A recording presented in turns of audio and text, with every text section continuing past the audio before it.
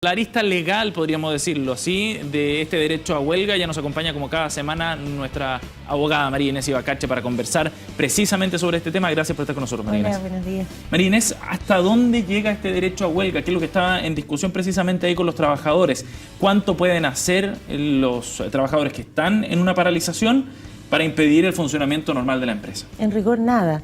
El derecho a huelga consiste únicamente en la facultad que tiene un grupo de trabajadores que están involucrados en un proceso de negociación colectiva a no trabajar y no ser despedidos por ello, ni tener ningún tipo de represalias por el hecho de no trabajar.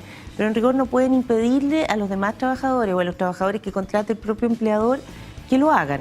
Por lo tanto, todas estas son situaciones de hecho que en la práctica se dan a lo largo de todos los países que están con derecho a huelga. El intendente hoy día decía, vamos a respetar esta huelga porque es parte de los derechos de los trabajadores, pero no vamos a permitir que bloqueen la salida. ¿Eso es ilegal entonces? El bloquear la salida o impedir el derecho a trabajo, exactamente, es ilegal, sin duda.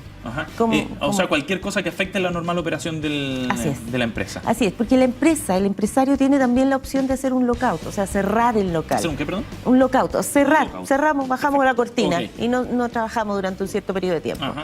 Y ese derecho no lo está ejerciendo el empleador en este caso, por lo tanto, exacto.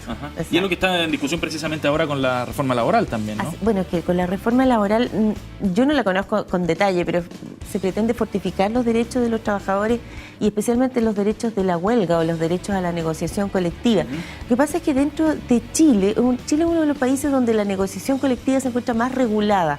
El proceso de negociación colectiva está regulada de comienzo a fin, a diferencia de otros países en que la negociación es bastante libre y la huelga se puede decretar y terminar en cualquier minuto. Acá legalmente el derecho a huelga está súper acotado.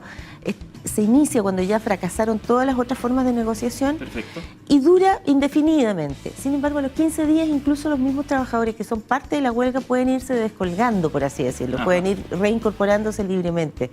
Y eso es lo que probablemente la nueva ley pretende, fortificar estos derechos laborales. Tiene obviamente sus bemoles que impactan en otros aspectos de la economía.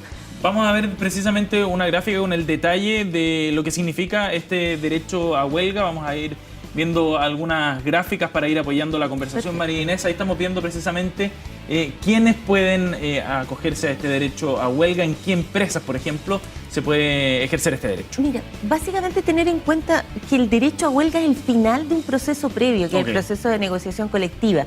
Por lo tanto, lo más importante es quiénes tienen derecho a negociar colectivamente y es virtualmente todos los trabajadores en rigor. ¿No hay un mínimo de trabajadores? Pero hay un mínimo que es que no puede haber un sindicato con menos de 8 miembros. Por lo tanto, de ahí... puede conformar un sindicato. Exacto.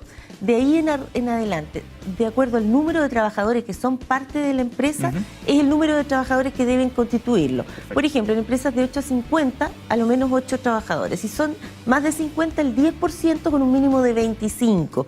Y cuando no ha habido ningún otro sindicato antes, pueden hacerlo incluso 8 trabajadores cualquiera, aunque sea una empresa de más de 50 trabajadores. María Inés, ¿y cuál es el plazo de negociación que está especificado por ley para que, una vez vencido aquel plazo, se pueda ejercer el derecho a huelga? Mira, los plazos de la negociación colectiva son bastante relativos y pueden ser bastante amplios. En general duran alrededor de 45 días. Sin embargo, pueden durar un poco más o un poco menos, de acuerdo. Si, por ejemplo, las partes recurren a una mediación o a un arbitraje, puede alargarse o puede durar un poco más el proceso y puede llegarse a un resultado que evite la huelga. La huelga es el fracaso de la negociación. Perfecto, claro, la ley busca efectivamente fracasaron las dos partes, sin duda. Genere la solución, evidentemente. Y se ve como una última instancia entonces este derecho a huelga. Es la última instancia, como lo quieren ver las personas que son parte del sindicato, en general así se vende. Pero en realidad representa que ambas partes han fracasado en llegar a un acuerdo común. Porque por una parte se supone, y esto todo es en teoría, porque en la práctica siempre hay prácticas antisindicales, hay formas de presión en contra de la negociación y a la inversa también. Pero en rigor el trabajador, que representado por su sindicato, tiene acceso a información contable, financiera, debe saber hasta dónde puede llegar sin perjudicar a su propia fuente de trabajo. Por lo tanto, deberían ser negociaciones en términos razonables. que si no llegan a un acuerdo y pasan a una huelga es porque ambas partes no fueron suficientemente flexibles. Claro, o que la cancha estaba dispareja para el lado de los trabajadores, probablemente. Sin duda. ¿Qué pasa con aquellos trabajadores que se acogen a este derecho a huelga, que se suman, deciden parar sus funciones? ¿Qué pasa respecto a la protección que tienen para evitar ser despedidos, por ejemplo? No pueden ser despedidos, sin embargo tienen una serie de castigos o de desincentivos a la huelga. Durante la huelga el trabajador se suspende la relación laboral y por lo tanto, estamos viendo aquí aparecen los derechos del fuero sindical o los derechos en general del sindicato, pero en general la persona que está en huelga tiene suspendido su contrato de trabajo y por lo tanto durante ese tiempo no solo no recibe su sueldo, tampoco recibe su pago de sus imposiciones. Sin embargo, como contrapartida, el trabajador que está en huelga puede trabajar en otra parte. Por ejemplo, si los choferes que vemos acá perfectamente podrían estar trabajando en otra empresa y dejar... Taxiando, por ejemplo. Taxiando, por ejemplo, o haciendo otro tipo de negocio. Aquí estamos viendo en esta lámina algunas características que tienen que ver con el derecho que tienen los sindicatos, con el fuero. El fuero es probablemente la mayor forma de protección porque evita que quienes representan a los trabajadores sean despedidos por ninguna causal. Y que se tomen represalias posteriormente por también, supuesto. ¿no? Por lo tanto, el dirigente sindical tiene derecho a lo menos de 6 horas semanales de permiso para las actividades sindicales, para que se prepare, para que gestione. Asistir a reuniones. Así es. Tiene derecho a un fuero que se inicia desde su nombramiento y hasta 6 meses después de que termina su cargo. Es decir, para que no sea echado como represalia. Ya dejaste de ser presidente del sindicato, entonces ahora para afuera. No es el caso. ¿Y lo mismo corre para los trabajadores que se suman a la huelga? Es decir, terminada la huelga, ¿hay un plazo de protección?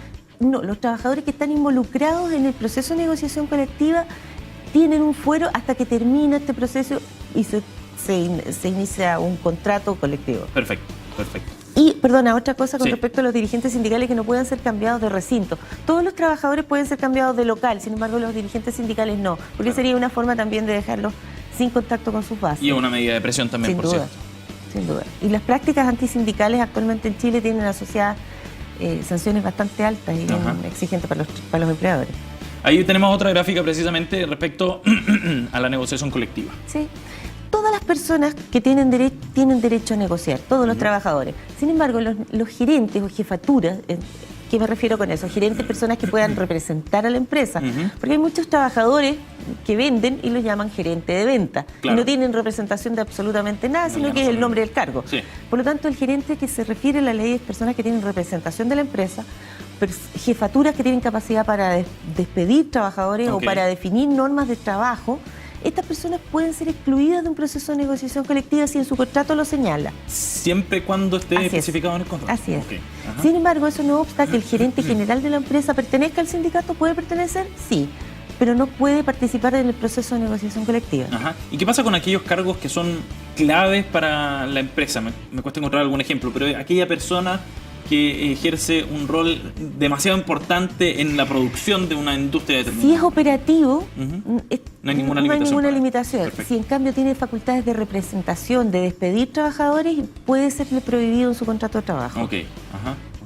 Pero en ningún caso a esos trabajadores se les puede prohibir la sindicalización. No. Eso es un derecho de asociación que está consagrado en la Constitución y todos los ciudadanos tenemos derecho a asociarnos o agruparnos en la forma que se estime conveniente. Bien, pues María Inés, gracias por haber venido a CNN Chile a abordar un tema súper contingente, además para esta jornada de paralizaciones de Transantiago. Buen día. Igual.